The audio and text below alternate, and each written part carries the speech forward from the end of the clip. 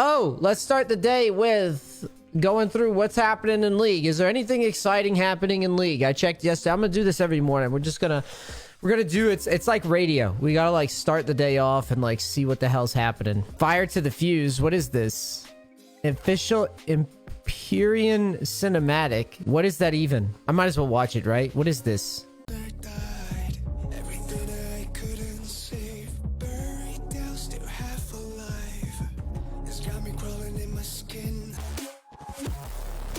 All right, serious question before I continue. Serious question before I press play again. This is a skin line? Is that what this is? It's a cinematic to sell a skin? I'm so out of touch. Like, I've just been in like a wind tunnel of just working. Now that I'm like here and I'm like grinding, I'm like more in tune with the game.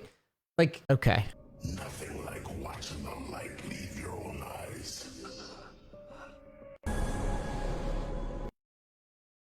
How many skins, out of curiosity, people in my chat, and if this is a YouTube video later in life, how many of you have bought skins? I almost want to do a poll. I am so disconnected from my own audience sometimes because I think I've been playing this game now for almost 10 years. And before you say, NEACE, haven't you like supported Riot in any way? Yes, like I've bought like the XP boosts, like I've bought name changes. I've bought stuff. Like I've definitely supported the game monetarily. But I have never bought a skin. Like I've never bought a skin ever. Do you believe that? I bought a skin. I have a weird relationship with League. I guess I should come clean. I bought skins. I bought the battle pass for Fortnite when it was starting out. Eventually, once Fortnite added, it was like turbo building where you could just like hold the mouse and like spin around. They lost me and I stopped supporting it. I'm very much a person of like, I'm very much a person of like supporting games monetarily when I'm like buying into their. But the thing is like League I've supported in other ways because there's other options. With Fortnite, there was the only way to really support that game was to buy skins. There was no other things that you would really buy, right? And League is a funny thing to me because now when I think about it, I see these skin lines that they're doing, and I just have I don't know why. Like I legitimately am watching this, and I'm just thinking like, am I broken? I think, I mean, it's a cool, like this animation on the, like visually, this is cool. Like this is cool. The art team is phenomenal. But like, I think when I think about things that I would buy, I think what I would buy is I would personally help fund, like I would personally pay a monthly fee to see solo queue with like high elo like monitoring, almost like a CS. It's like the Counter-Strike thing. What the hell is it called? You guys know what I'm talking about. There's got to be someone in here. I've got enough viewers. There's got to be someone in here that knows what I'm talking about. It's gonna fucking drive me insane. It's the CS thing. It's oh, fuck. It's on the tip of my tongue.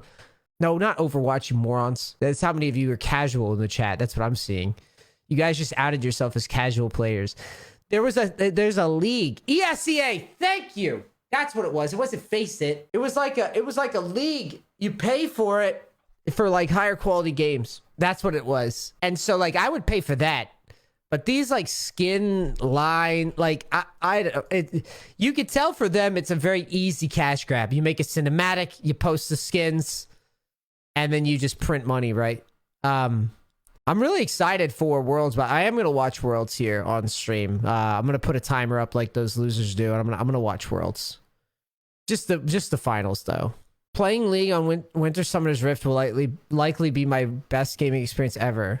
Yo, editor, can we find some image or can we find some video of this? Back in the day, you know, now that we're talking about this, like easy cash grabs. Now that we're talking about this for a second, I don't know if you guys ever, wait, maybe my editor doesn't even need to do that. Look at this.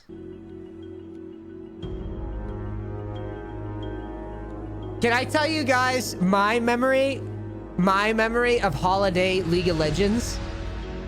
I'm living in nostalgia right now. You know my memory when I was starting out as a content creator? You know what happened? There was a time when I began where there was this winter, what the hell was it? It was this Santa Baby League of Legends drama. There was a time where all sorts of weird shit was popular in League, okay?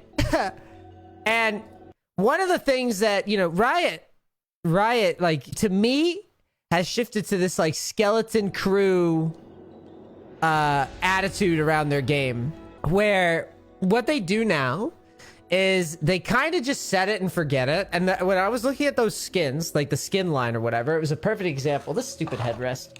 That was a perfect example, the skin line, right? They used to, like, make events feel like real events. GP fucking died when they announced new Gangplank. And then Riot realized it took a lot of resources to do this stuff, and they were making more money just releasing skins. Right? And players voted with their wallets multiple times. And it's easier to just make a skin and release it. And that's why we have these skin lines. But I'm reminded back, or I'm taken back to when this was happening. There was a drama. There's this group called Plentykill. Do you guys remember that group? They made like cringy, like League songs that were like parody songs, but they put it in League. Now there's still some that exist. One that comes to mind is it's League of Legends Old Town Road. I made fun of this before, and then a bunch of people actually got offended when I made fun of this. Hold on, I'm gonna load it up here real quick. Instalock. These guys are still around. Like, they're still here. They're still doing it.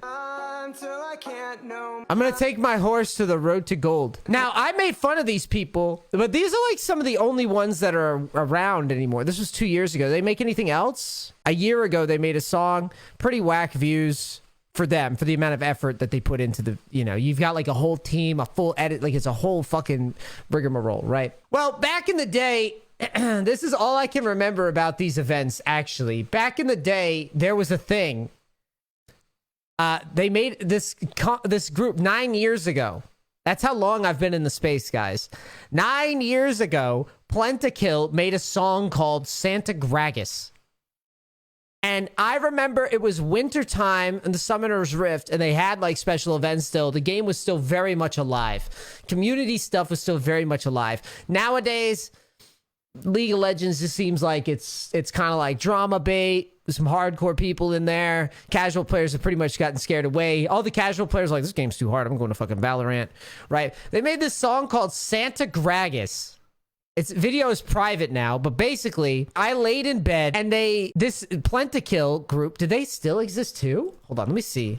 Plentykill? Does anybody remember these people? Are they still around? They died. They died after this. Not actually died, but got outplayed. The way that as Meltzer was a total disaster. it's so lame.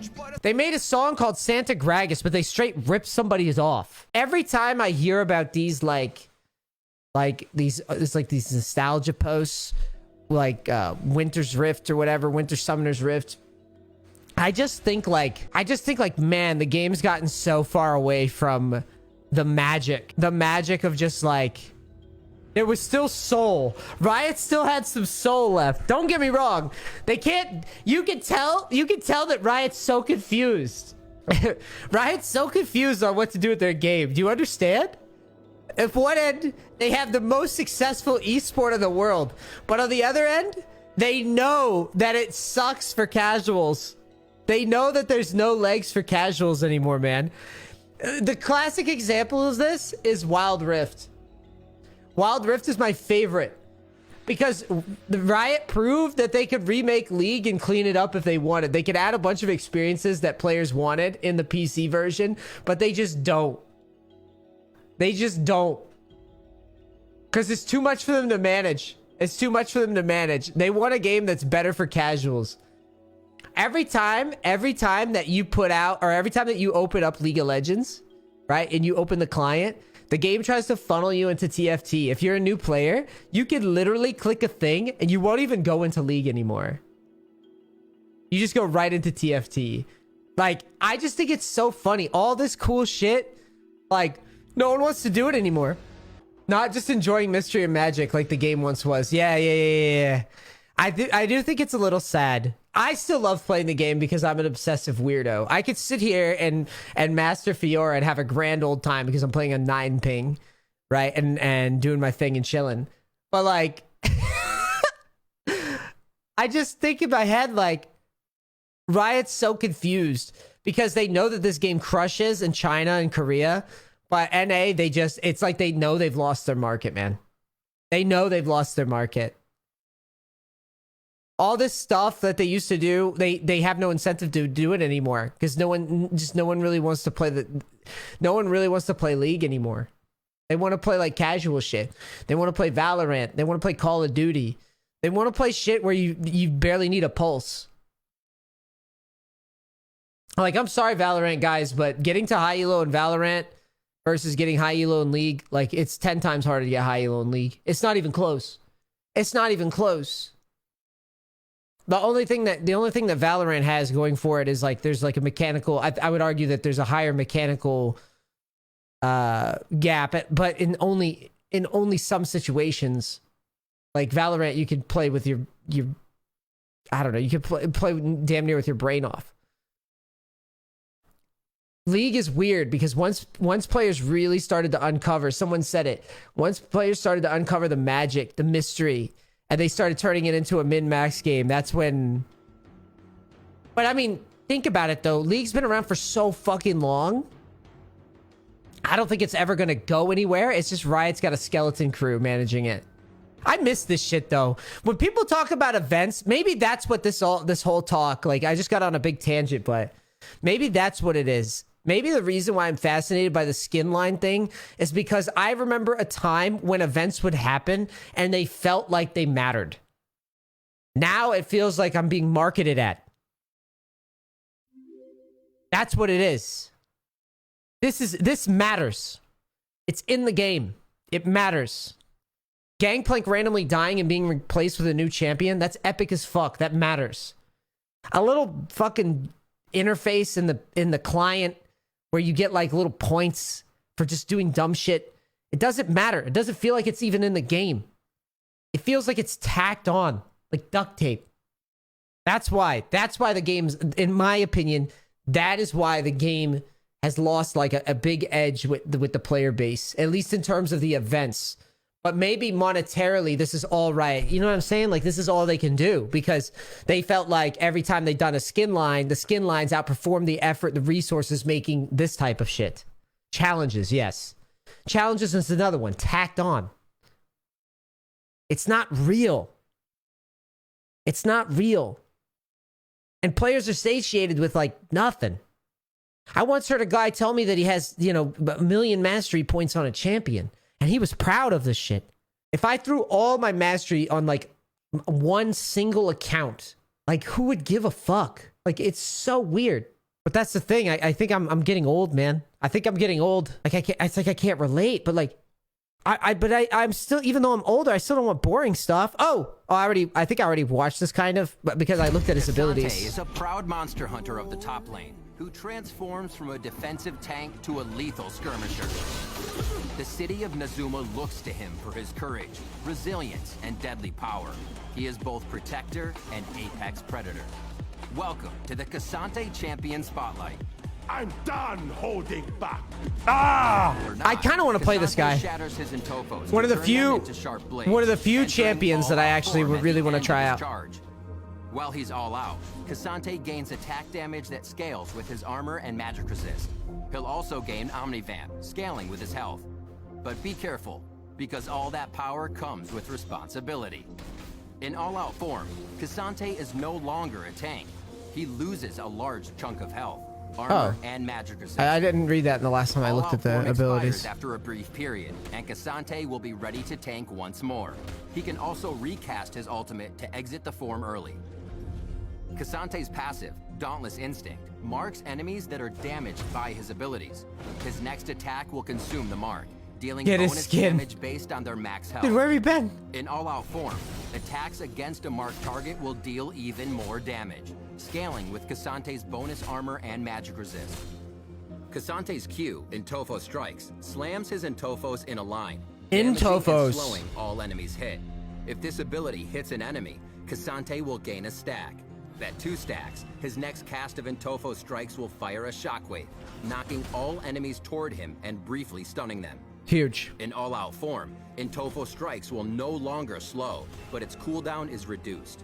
I will push them back, alone if I must. Use Kasante's W, Pathmaker, to begin charging a dash. Release to dash in a line, knocking enemies to the end and stunning them. During the charge, Kasante is unstoppable and takes greatly reduced damage. Damage and knockback duration will increase with a longer charge. When Kasante enters all-out form, Pathmaker's cooldown is refreshed. Kasante gains even more damage. He's gonna be reduction, strong and as his fuck, charge man. speed and dash speed will increase. Enemies will also take more damage, but they will not. I think be he's gonna knocked be back, strong. so be sure to knock him out instead. Use Kasante's E, Footwork, to dash to an ally or target location. Kasante will gain a shield that scales with his max health. When you can, it's best to save your sidesteps for your friends. Footwork's range is much longer when cast on a teammate, and Kasante will grant the same shield to them as well. You can use Footwork to jump to allies that are over walls, but your untargeted dash won't go the distance. Unless you're in all-out form. Intofo Strikes is your 1, 2, 3 punch for activating. Reddit his says he passive sucks. damage. Reddit sucks. If you're able to attack between each Q cast, your opponent will crumble like the desert sand. He's got a lot of Against utility. stronger laners like Fiora or Darius, Kasante needs to play smart. Don't let pride become your downfall. Use Pathmaker and Footwork to stay out of reach. Once Kasante's powered up, his mid-game is pretty flexible. He's a capable match for any 1v1 if he's ahead, so he's free to split push and roam the map as needed. When it comes to team fights, your primary job as Kasante This is to edited protect well. a large group of very important people. Your team, of course. Stick with your backline and peel, and save your all for when the best defense is a good offense. That's your moment to go all out on your prey. I went all out. You did not. I went all All-Out relies heavily on finding the correct Nice, positioning, since its oh, impact shit. is much greater when used against a wall. Use Pathmaker and Footwork to back your enemy into a corner. This is like But Chinese remember, TikTok videos. Transforming is a double-edged sword. Make sure you land in a good place to take the weights off, or the hunter might become the hunted. A good leader knows the difference between when to act and when to lie in wait. Kasante will really shine if you're up for a challenge of decision-making and mechanical mastery. From protecting his allies to tearing through the Yeah, enemy, Jax just got he sent can to the do it sunken all. place. Can you? Kasante, the pride of Nazuma, is here to finish every fight. Learn his lessons at the links below.